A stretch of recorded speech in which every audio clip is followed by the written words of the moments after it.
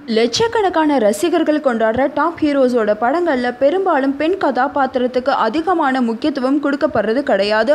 ஆனால் விவேகம் படத்தில் அப்படி இல்லை, பெண் கதாபாத்திரத்துக்கு அதிகமான முக்கியத்துவம் கொடுக்கப்பட்டிருக்கு. அதே மாதிரி இது மாதிரியான ஒரு படத்தின் மூலமாக தமிழ் சினிமாவோட பிரசித்தி பெற்ற ஒரு குடும்பத்திலேருந்து ஒரு நபர் அறிமுகமாக போகிறாங்கன்னா அது அந்த படத்துக்கு மட்டும் இல்லாமல் அவங்களுக்கும் ஒரு சிறப்பான விஷயமா அமையும். இவ்வளோ பெரிய எதிர்பார்ப்பை ஏற்படுத்தியிருக்கிற விவேகம் படத்தில் உலகநாயகன் கமலஹாசனோட இரண்டாவது மகள் அக்ஷரா ஹாசன் அறிமுகமாகறாங்க.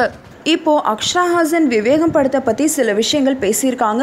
அவங்க பேசும்போது டைரக்டர் சிவா என்கிட்ட என்னோட கேரக்டரை பற்றி சொல்லும்போது அது என்னை ரொம்பவே கவர்ந்துச்சு. அந்த கதாபாத்திரத்துக்கு அவ்வளவு முக்கியத்துவம், கதையை அடுத்த கட்டத்துக்கு கொண்டு போகிற கருவியாகவும் அந்த கதாபாத்திரம் இருந்தது.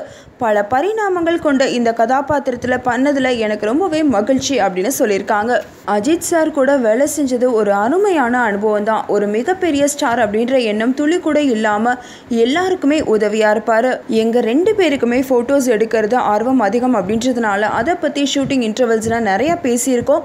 பல்கேரியா மற்றும் சைபீரியாவோட கடும் குளிர்லையும் உறையும் பனியிலையும் விவேகம் படக்குழுவினர் மிக கடுமையாக உழைச்சாங்க.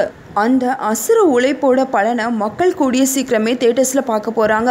விவேகம் படத்தோட ரிலீஸ் டேட்டுக்காக நான் மிகவும் ஆவலாக எதிர்பார்த்து காத்துட்ருக்கேன் அப்படின்னு சொல்லியிருக்காங்க அக்ஷரா ஹாசன்.